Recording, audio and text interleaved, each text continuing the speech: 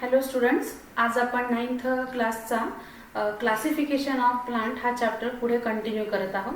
तर आपलं page number 76 चाललं होतं आणि त्यामध्ये आपण क्रिप्टोगॅम्सचे कॅरेक्टर्स ऑलरेडी पाहिलेले होते. त्यातले 3 डिव्हिजन आपल्याला इथे शिकायचं आहे, थॅलोफायटा, टेरिडोफायटा आणि ब्रायोफायटा. त्यातलं आपण आता पहिल्यांदा घेणार आहोत Thallophyta. So division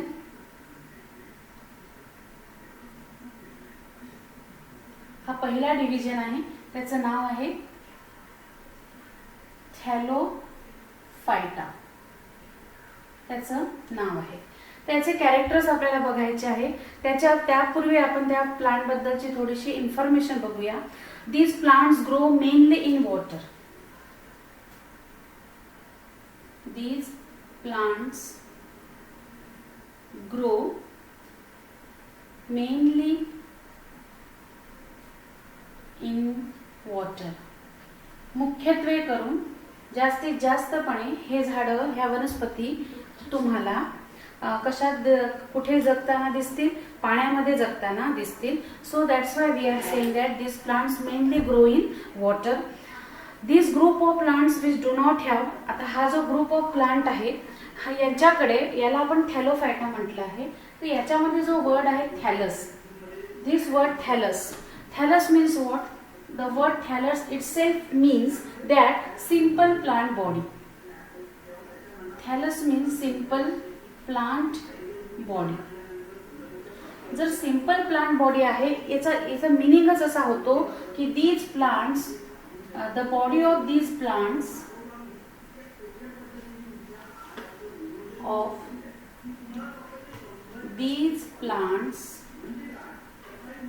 do not differentiated into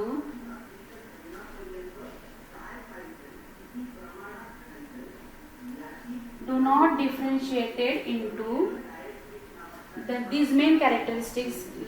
See carefully. Do not differentiated into root,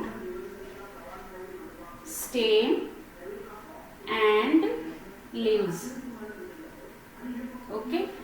यांच्या शरीराचं विभाजन हे मुख्यत्वे करून रूट, स्टेम अँड लीव्स यासारख्या कोणत्याही वनस्पतीच्या भागांमध्ये होत नाही. म्हणून या झाडांना आपण सिंपल प्लांट बॉडी, ज्याला आपण काय म्हटलं, थॅलस असं म्हटलेलं आहोत. तर याच्यामध्ये मेनली कोणत्या कोणत्या वनस्पतींचा किंवा सजीवांचा समावेश केलेला आहे बघा. इट इन्क्लूड्स,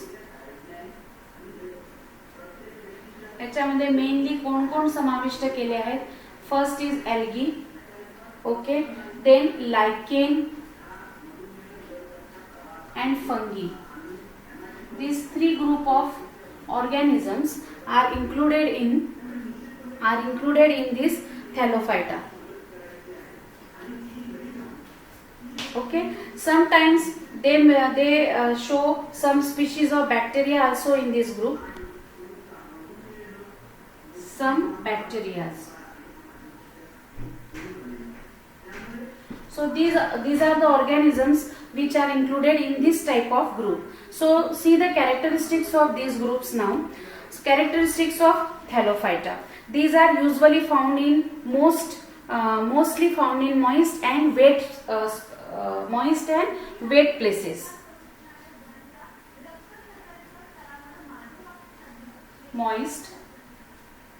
मॉइस्ट म्हणजे काय? ओलसर जागा, जिथे खूप अशी पाणी आच्छादित जमीन आहे, पाणी धरलेली जमीन आहे, अशी मॉइस्ट. अँड वेट, खूप जास्त ओली. वेट म्हणजे ओली जागा. अशा ज्या जागा आहेत जिथे खूप पाणी आहे, अशा ठिकाणी सुद्धा ह्या वनस्पती तुम्हाला चांगल्या पद्धतीने जगताना दिसून येतात. This is due to the absent. असं काय होतं? Why these are mostly occur in moist and wet places. का बरं तुम्हाला ह्या मॉइस्ट, मेन ऑकरन्सच त्यांचं मॉइस्ट अँड वेट प्लेसेस आहे. Then why they are living or they are occurring in the moist and wet places? Because they do not have proper root system. त्यांच्याकडे proper true root system नाही आहे, म्हणजे त्यांच्याकडे absence आहे बघा. Due to absence of true roots. खरे मूळ त्यांच्याकडे नाहीये. ट्रू रूट्स त्यांच्याकडे नाही. They do not have the true root systems for the किंवा तुम्ही ट्रू रूट्स म्हणा किंवा वस्क्युलर टिश्यू म्हणा, त्यांच्याकडे ट्रू रूट्स पण नाही आहे किंवा वस्क्युलर टिश्यू पण नाही आहे. Not true roots and not vascular tissue. Both are, they do not have both these characters. एकतर पाणी वाहून नेण्यासाठी वाहिनी नाहीये त्यांच्याकडे, ज्याला तुम्ही वस्क्युलर टिश्यू म्हणता, किंवा ट्रू रूट्स पण नाहीये.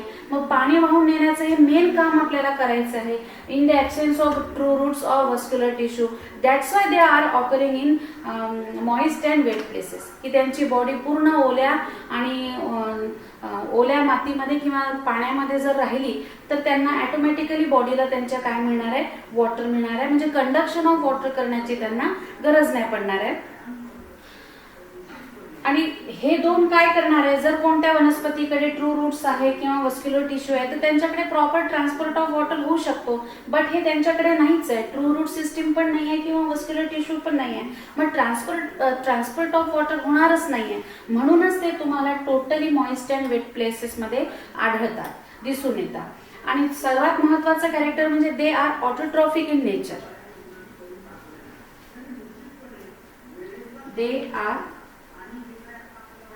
Autotrophic in nature. Autotrophic, auto means AUTO, auto. Auto means स्वयं अँड ट्रॉफिक मीन्स पोषण. यांना आपण स्वयंपोषी वनस्पती म्हणतो. हे स्वतःचं पोषण स्वतःच करतात. आता जर स्वयंपोषी वनस्पती आहे, ऑटोट्रॉफिक मोड ऑफ न्यूट्रिशन जर ते दाखवत असेल, दे are autotrophic in nature means they show the mode of nutrition that is autotrophic mode of nutrition. ते पोषणाची स्वयंपोषण पद्धती दाखवतात. मग असं जर आहे तर ऑब्व्हियसली त्यांच्याकडे फोटोसिंथेसिस असणार. काय दाखवतील ते? फोटोसिंथेसिसची प्रोसेस दाखवतील. They show photosynthesis. This photo means light. PHOTO. This photo means light and synthesis means काय? ती एक प्रोसेस आहे दॅट इज प्रकाशाच्या सानिध्यात स्वतःचं अन्न स्वतः बनवणे, स्वतः तयार करणे. That is we called photosynthesis. अशा पद्धतीने तुम्हाला ते ऑटोट्रॉफिक इन नेचर पण वाटतात अँड फोटोसिंथेसिस करतात ते. परंतु सगळेच्या सगळेच ऑटोट्रॉफिक नाहीये. Maximum members of this group are autotrophic in nature. Maximum member या ग्रुपचे ऑटोट्रॉफिक इन नेचर आहे. बट काही मात्र ऑटोट्रॉफिक नाहीये. जसं की इथे मी उदाहरणार्थ दिलाय fungi. They are not autotrophic. मग they are dependent for food. But fungi like organism, कोणी फंगी म्हणतं, कोणी फंजाय म्हणतं. Fungi like organism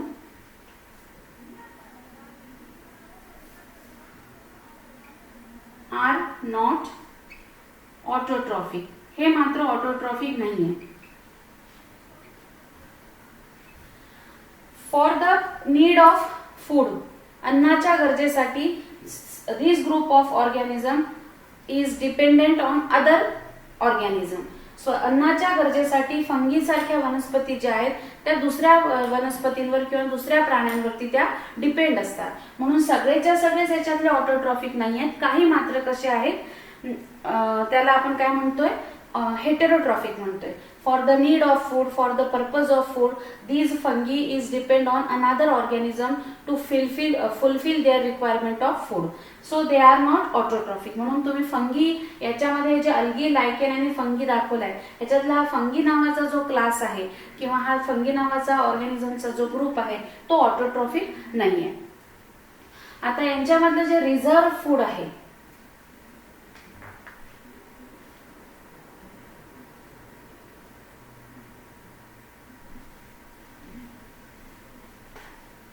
reserve food म्हणजे साठवलेलं अन्न.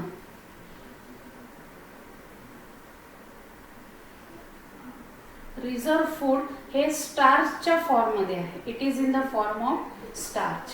Right. Reserve food is in the form of starch. आता ज्या वेळेला हे फोटोसिंथेसिस करतील, ज्या वनस्पती जसं की अल्गी नावाचा जो ग्रुप ऑफ ऑर्गॅनिझम आहे तो यांच्यातला ऑटोट्रॉफिक आहे. ते ज्या वेळेला फोटोसिंथेसिस करतील, स्वतःचं फूड स्वतः बनवतील, बघा फोटोसिंथेसिस करतील,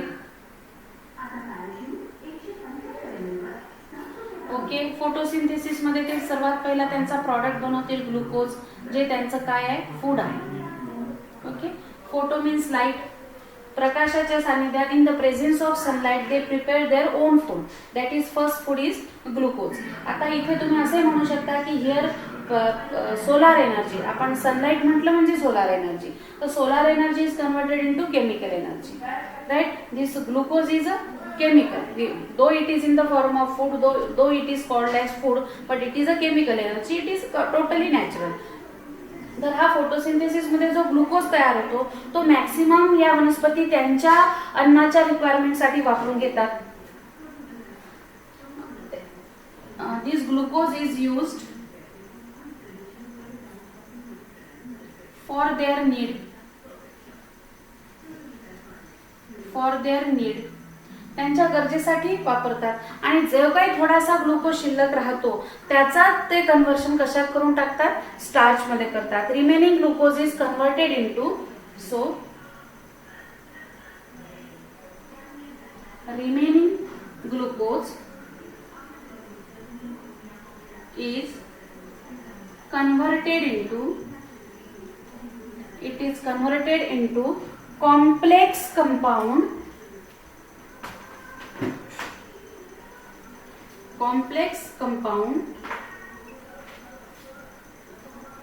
that is what, starch. आता स्टार्च हा एक कार्बोहायड्रेटचा फॉर्म आहे, ठीक आहे. तर त्याच्यातला सर्वात सिम्पलेस्ट फॉर्म जो आहे तो कोणता आहे, ग्लुकोज. आणि त्याच्यातला जो सर्वात कॉम्प्लेक्स फॉर्म आहे तो कोणता आहे, स्टार्च. तर आपण काय पाहिलं की फोटोसिंथेसिस प्रोसेस मध्ये जो ग्लुकोज त्या बनवतात त्यातला मॅक्सिमम ग्लुकोज त्या त्यांच्या गरजेसाठी वापरून घेतात. उरलेला जो ग्लुकोज असतो तो त्याचं कन्व्हर्शन त्या स्टार्च मध्ये करून टाकतात. म्हणून या स्टार्चला आपण रिझर्व्ह फूड म्हटलंय, साठवलेलं अन्न. जेव्हा त्यांना गरज पडेल त्या याच्यातून स्वतःसाठी स्टार्च वापरू शकतात. आता बघा त्यांच्याकडे सेल वॉल आहे. Thallophyta having cell wall. Next character आहे त्यांचं हे, सेल वॉल आहे. आणि ती कशाची बनलेली असते, it is made up of cellulose.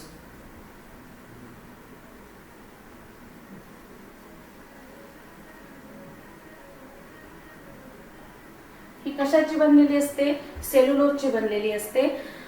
आणि ह्याचं जे आवरण आहे, it is made up of cellulose around the cell. सेलच्या अवतीभोवती त्याचं आवरण तयार होतं.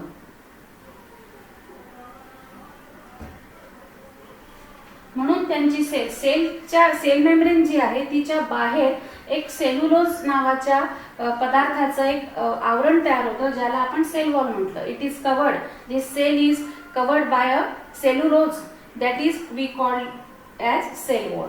So their cell wall is made up of cellulose around their cells. ठीक आहे. सो त्यांच्याकडे आपण याच्या आधीच थोड्या वेळापूर्वी पाहिलं होतं, they do not have vascular tissue, so we can say that absence of vascular tissue. Absence of vascular tissue, त्यांच्याकडे वस्क्युलर टिश्यू नाही आहे. So they do not show vascular tissue, means they do not conduct water and food.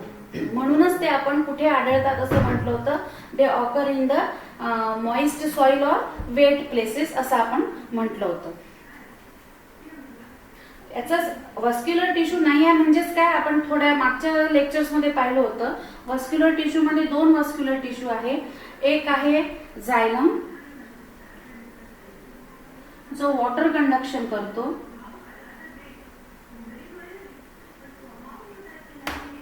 आणि दुसरा आहे phloem जो food conduction करतो. हे दोन्ही टिश्यू त्यांच्याकडे नाही आहे. आपण थोड्या वेळापूर्वीच कॅरेक्टर पाहिलं होतं, म्हणून आपण म्हणतोय absence of vascular tissue. So आता आपण बघूया या थॅलोफायटा जे डिव्हिजन आपल्या बुक मध्ये दिले आहे त्याच्यातला आपण पहिला बघू. पहिला डिव्हिजन ऑफ थॅलोफायटा बघणार आहोत आपण. बघा, सो डिव्हिजन ऑफ थॅलोफायटा,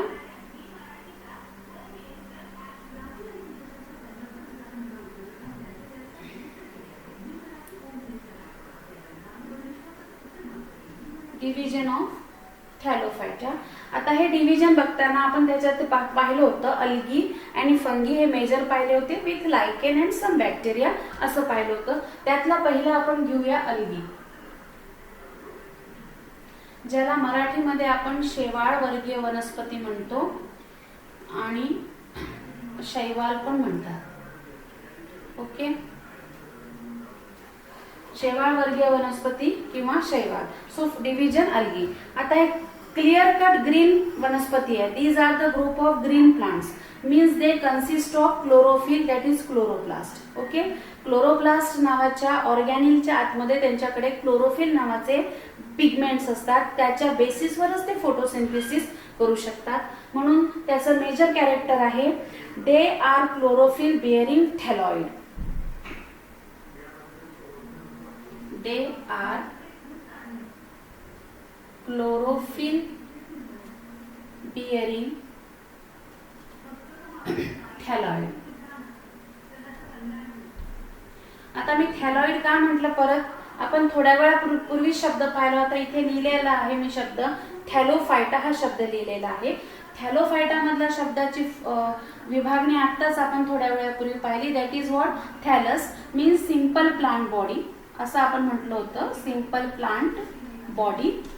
आणि सिंपल प्लांट बॉडी म्हणजेच it is not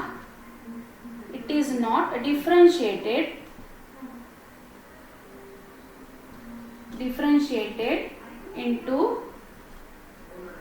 root, stem and leaves असं आपण पाहिलं होतं. ओके, म्हणून आपण याला शब्द वापरला थॅलॉइड. हा असा सिंपल प्लांट बॉडीचा प्रकार आहे ज्याच्याकडे क्लोरोफिल आहे, म्हणून आपण त्याला म्हटलं क्लोरोफिल बिअरिंग प्लांट बॉडी. आणि आताच थोड्या वेळापूर्वी इथे मी लिहिलं this group of this algae group it is autotrophic in nature. Autotrophic in nature.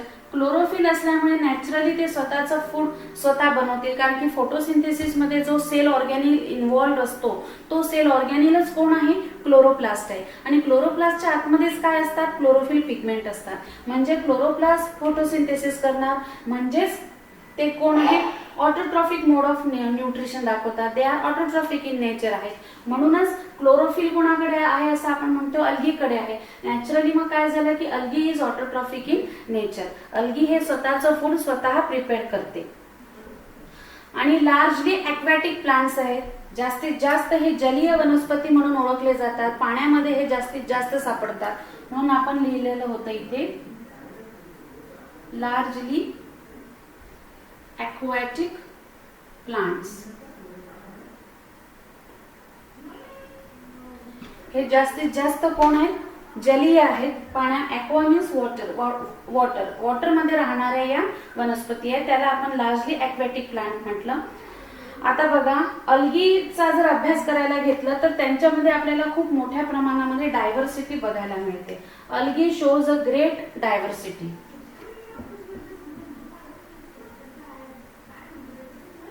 Algae shows great diversity.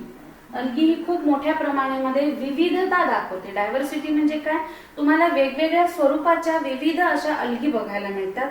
So they R saying that algae shows great diversity. They may be unicellular. आता diversity मध्ये कशी diversity आहे बघा, तुम्हाला algae unicellular पण बघायला मिळतील किंवा मल्टीसेल्युलर पण बघायला मिळतील.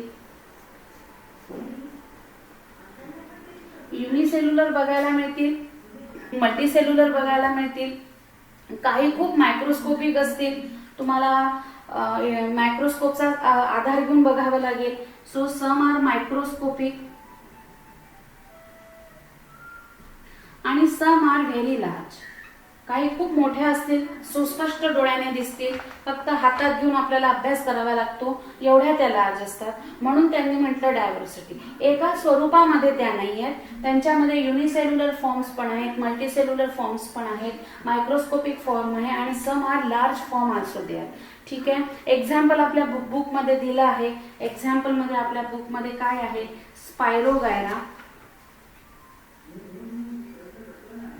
युलोथ्रिक्स, अल्व्हा, अशा पद्धतीचे एक्झाम्पल्स आपल्या बुकमध्ये दिलेले आहेत. So these are some characteristics of algae. Now see the next division, that is called fungi.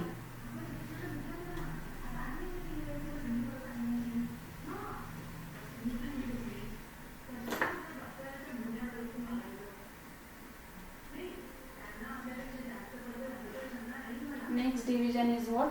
Fungi. Okay. आता बघा याचं वर्णन करताना कसं म्हणतात, दे आर अक्लोरोफायलस. याचा हा वर्णन करण्याचा शब्द आहे, दे आर अक्लोरोफायलस. ठीक आहे. अक्लोरोफायलस मीन्स कळते तुम्हाला? बघा, अल्गीचं काय पाहिलं होतं आपण? क्लोरोफिल कंटेनिंग पाहिलं होतं. दे कन्सिस्ट ऑफ क्लोरोफिल. यांच्याकडे क्लोरोफिल नाहीये, ते do not have chlorophyll. They are non green. त्यांना आपण अहरित वनस्पती म्हणतो, नॉन ग्रीन म्हणतो आपण त्यांना. म्हणून त्यांचं वर्णन काय केलं आपण? अक्लोरोफायलस थॅलॉइड असं आपण म्हणतो. म्हणजेच दे डू नॉट प्रोड्यूस क्लोरोफिल. याचा मिनिंग काय झाला? Do not produce chlorophyll. त्यांच्यामध्ये क्लोरोफिल पिगमेंट तयार होत नाही, म्हणून त्यांना म्हटलं आपण अक्लोरोफायलस असं म्हटलं. आणि मग जर ते क्लोरोफिल पिगमेंट नाही आहे, म्हणजेच ते फोटोसिंथेसिस करू शकत नाहीत, म्हणजेच they can not prepare their own food in the presence of sunlight, असंही ते करू शकत नाही. म्हणजेच काय झालं? It is very clear, they are heterotrophic. म्हणजे ते कोण आहेत? परपोषी आहेत. हेटेरोट्रॉफिक थॅलोफाइट्स आहेत. Means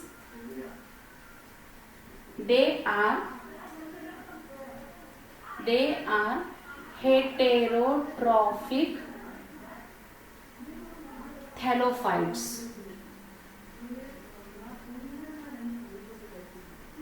okay. हेटेरोट्रॉफिक म्हणजे परपोषी. आपण थोड्या वेळापूर्वी पाहिलं होतं की मॅक्सिमम ते ऑटोट्रॉफिक आहेत, पण काही फॉर्म्स त्यांच्यातले हेटेरोट्रॉफिक आहे. Means for the requirement of food they are depend on another organism. ते स्वतःच अन्न स्वतः बनवू शकत नाही, because of absence of chlorophyll in the body. त्यांच्या बॉडीमध्ये सेलमध्ये क्लोरोफिल नसल्यामुळे ते स्वतःचं फूड स्वतः बनवू शकत नाही. म्हणून त्यांना आपण काय म्हटलंय? हेटेरोट्रॉफिक म्हटलं. दिस हेटेरो मीन्स परपोषी आणि ट्रॉफिक मीन्स पोषण, म्हणून वनस्पतीला आपण परपोषी म्हणतो. तर आपल्या बुक नुसार आपण इथे कॅरेक्टर्स घेतले. याच्यातले एक अल्गी आणि फंगी मधले एक मी सिम्बायोटिक रिलेशनशिप तुम्हाला सांगते. बघा,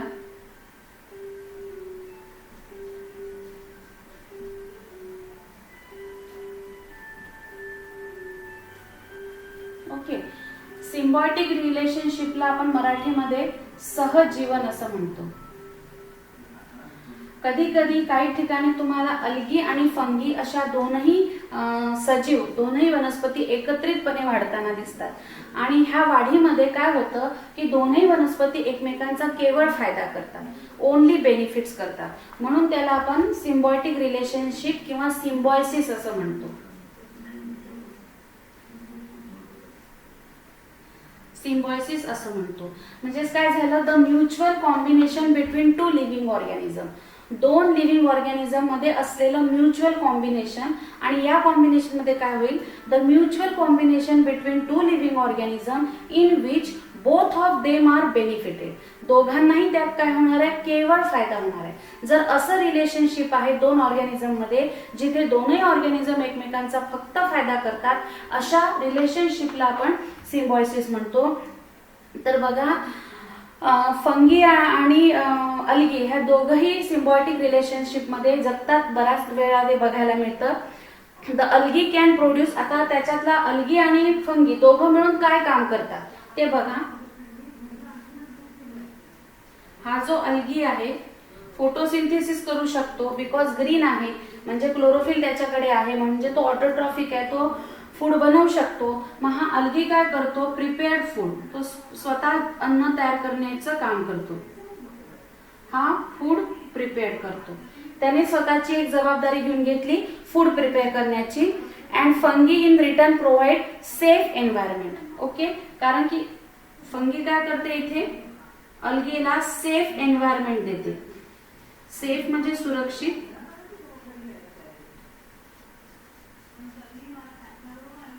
ओके. आता हा प्रिपेअर फूड बनवतो म्हणजे हा ऑटोट्रॉफिक इन नेचर आहे, क्लोरोफायलस असल्यामुळे तो स्वतःचं फूड स्वतः बनवू शकतो. फंगी याच्याकडून अन्न घेते, फंगीला अल्गीद्वारे पोषण मिळतं आणि फंगी अल्गीचं सुरक्षा करते, सेफ एन्व्हायरमेंट देते तिला. म्हणून हे दोघांची काय झाली, ही सिम्बायोटिक रिलेशनशिप झाली. आता हे काय म्हटलं, safe environment that shields the algae. आता एन्व्हायरमेंट का बरं सेफ दिले बघा, आता पुढे कसं म्हणता येईल, that shield the algae from UV rays. तुम्हाला UV रेज माहिती आहे, अल्ट्राव्हायोलेट रेडिएशन्स ऑफ सन तुम्हाला माहिती आहे. याच्यामुळे अल्गी सारख्या नाजूक वनस्पतीवर त्याचा परिणाम होतो आणि तो विपरीत परिणाम होऊ नये. To avoid the adverse effect of UV radiations on algae, this fungi always shield the algae. Shield करते म्हणजे ती स्वतःचं आवरण अल्गीवर चढवते, त्यामुळे सेफ एन्व्हायरमेंट अल्गीला मिळते. अल्गीचं म्हणजे शैवाल वर्गीय वनस्पतीचं UV रेज पासून फंगी नावाच्या वनस्पती काय करतात, बचाव करतात, संरक्षण देतात. म्हणून त्याला त्यांनी म्हटलं सेफ एन्व्हायरमेंट, सुरक्षित पर्यावरण देतात. आणि त्याच्यामुळे अल्गी नावाच्या वनस्पतीला काय मिळतो, एक प्रकारची सुरक्षा मिळते, सेफ एन्व्हायरमेंट मिळते. आता ह्या दोघंही म्हणून एकमेकांच्या सोबत वाढतात, दोघांना एकमेकांपासून फक्त फायदा झालाय, नुकसान कुठेही झालेलं नाही. म्हणून याला आपण काय म्हटलेलं आहे, सिम्बायोटिक रिलेशनशिप. तर इथे आपण तुमच्या पुस्तकानुसार थॅलोफायटा बुकमध्ये 76 पेजवर दिलेला आहे थॅलोफायटा, ते आपण इथे फिनिश केलेलं आहे. आपण आपल्या नेक्स्ट लेक्चरमध्ये ब्रायोफाइट्स बद्दलची डिटेल माहिती बघणार आहोत. तोपर्यंत हे सगळं पॉइंट्स तुम्ही लक्षात ठेवा. Till then, good bye.